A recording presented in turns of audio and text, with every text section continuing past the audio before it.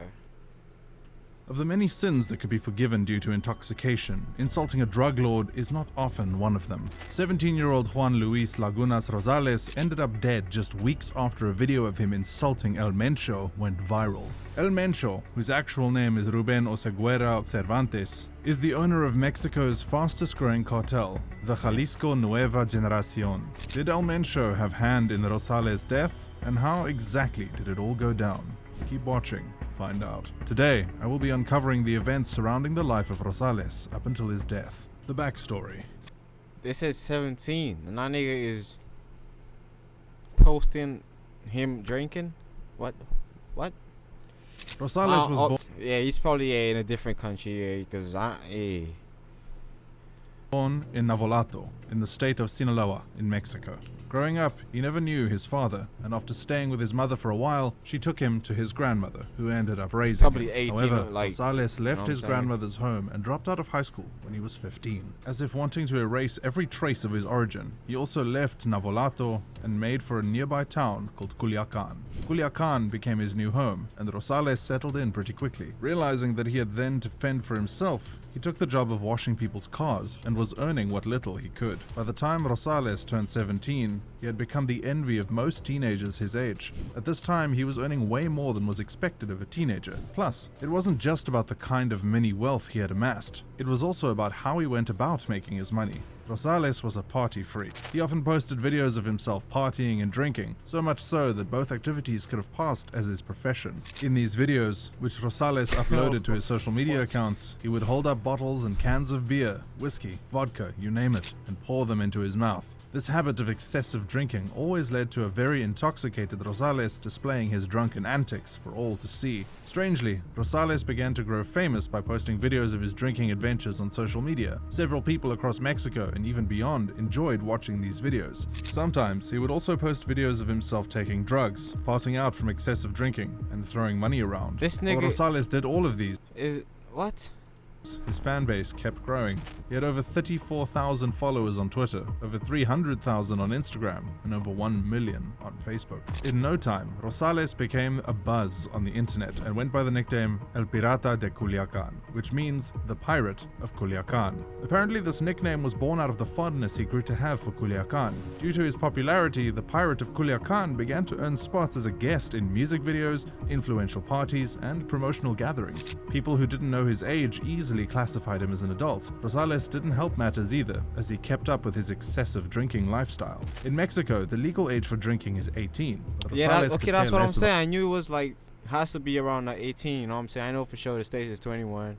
You know what I'm saying? On the west side of the map, like Europe and them places, like 18 as well. Like down island shit, 18. About that. Instead, he indulged himself even more. It almost seemed like he didn't want people to know how old he truly was, as he made it a habit to post pictures and videos of himself. That nigga look like he's shit. When a drunk, like if that nigga was drunk, probably around 30 something.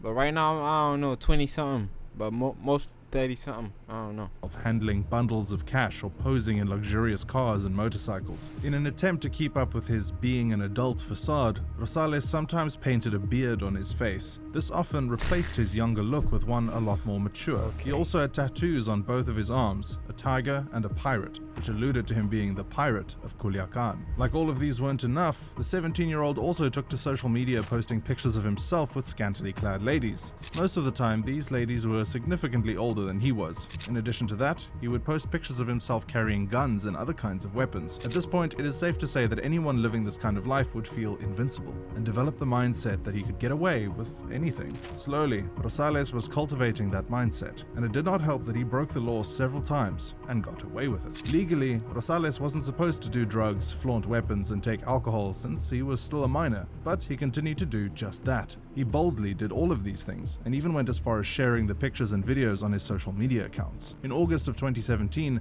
Rosales was arrested for underage drinking, which you have to admit was long overdue, seeing how the teenager was far from the legal drinking age at the time. Of course, this incident did next to nothing to help Rosales, because after he was released, he immediately picked up where he left off. During an interview with the producer of Univision Entertainment, Pepe Garza, Rosales stated that he was an alcoholic, but he wanted to change that so he could pursue a music career. He further said that he had signed a contract with Cash Records and added, "I want to learn to sing now. That's going to be my motto." And perhaps the authorities didn't do enough, because although these videos usually went viral, implying that the authorities probably caught a whiff of them several times, they barely intervened. Instead, the Pirate of Culiacan kept rising in fame. He gained more followers, more invites to parties, and more business deals. Seeing how there was no one in his way, Rosales continued to push boundaries without a care in the world.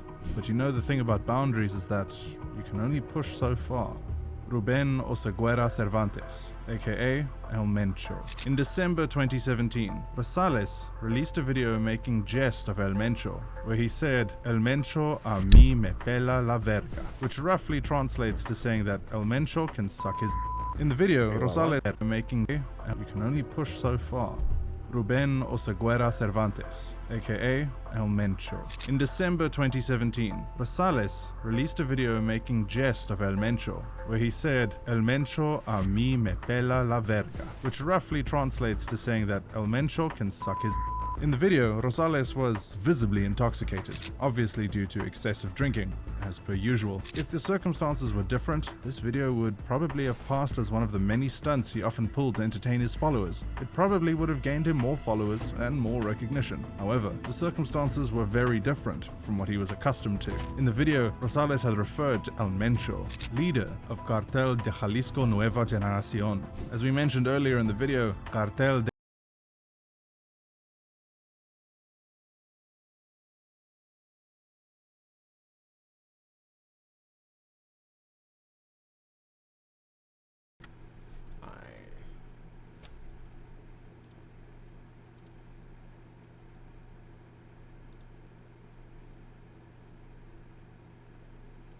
Jalisco Nueva Generación translates to New Generation Jalisco Cartel. This cartel is popularly known as one of the deadliest organized crime syndicates in Mexico.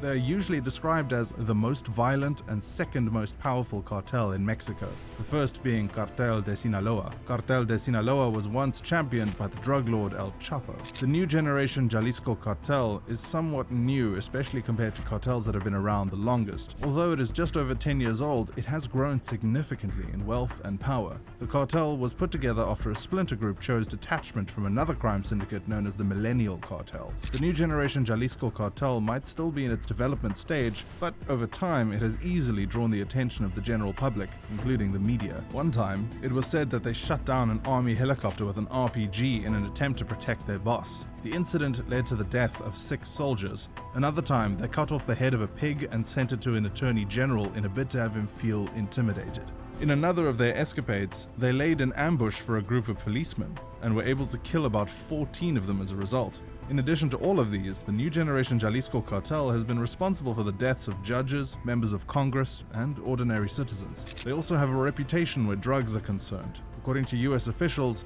they are the major suppliers of over 1/3 of illegal drugs that circulate in the United States. They have also gone as far as distributing in Europe and Asia. The New Generation Jalisco Cartel also has multiple methamphetamine labs set up across Mexico. They not only produce and sell crystal meth illegally, but they also do the same with cocaine. While it might look like this cartel only has brutal mass murders and illegal drugs to its name, you should know that it is also famous for stealing crude oil. Other criminal activities they engage in include selling arms, kidnapping, extortion, and other violent crimes. Unlike El Chapo, everything about El Mencho screams mystery. It is said that he loves working from the shadows, almost like a ghost. El Mencho is not only on the list of the top wanted criminals in Mexico, but also in the United States. In Mexico in particular, he takes the #1 spot as the most wanted drug lord. El Mencho is wanted for drug trafficking, illegal possession of weapons, and his being involved in organized crime. El Mencho started off as a member of the Millennial Cartel, but soon decided to create his own organized crime organization because his bosses often got arrested or killed.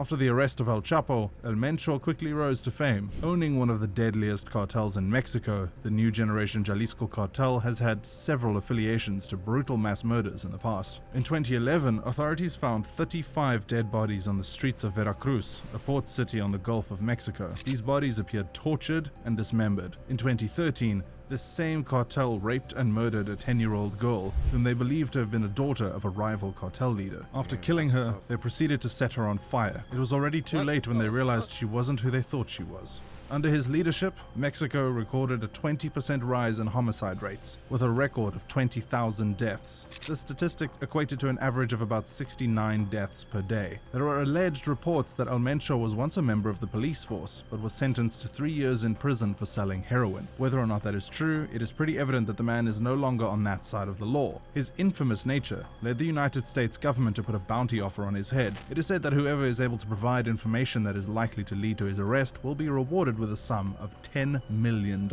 So far, this has been recorded as the highest sum of money the US government is willing to pay as a bounty. As you might have expected as well, the drug lord also has a bounty offer on his head in his hometown. In Mexico, authorities are willing to pay the sum of 30 million pesos, which is equivalent to $1.5 million US. Knowing all of these, it shouldn't come as a surprise to anyone that El Mencho is not the kind of guy to play around with. However, Rosales chose to do precisely that. He not only cursed the infamous drug lord, but he also went ahead and released the video on the internet, a video which many Mexican press publications called, in effect, the initiator of a countdown for his time here on Earth, the murder.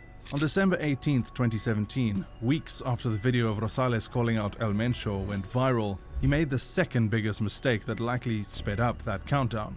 He had made a post telling his fans to meet him at a bar in the Guadalajara metropolitan area in Jalisco. Meanwhile, this area happened to be where many of the drug trades took place in Jalisco.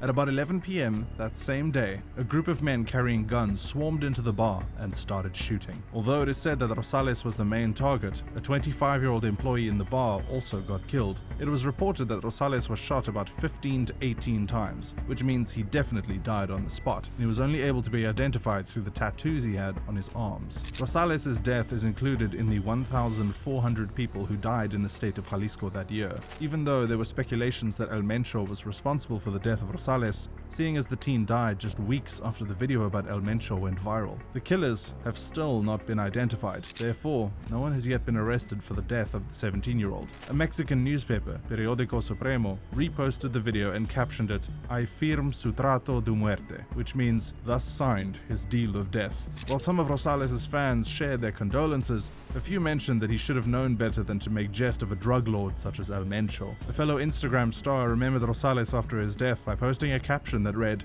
"He told me that he wanted to change, but on the weekend there was no lack of bad influences. You were living a fast life, you never listened, and I don't judge you. Those who knew you know you were a good person." Be that as it may, Juan Luis Lagunas Rosales could have lived a much longer life under normal circumstances. However, he chose to live a fast life, and then he took things way too far when he decided to play with fire. He got the fame he sought from pushing the boundaries, and it cost him his life. To check out other cases such as this one, kindly click on one of the 2 videos on your screen. See you there. Damn.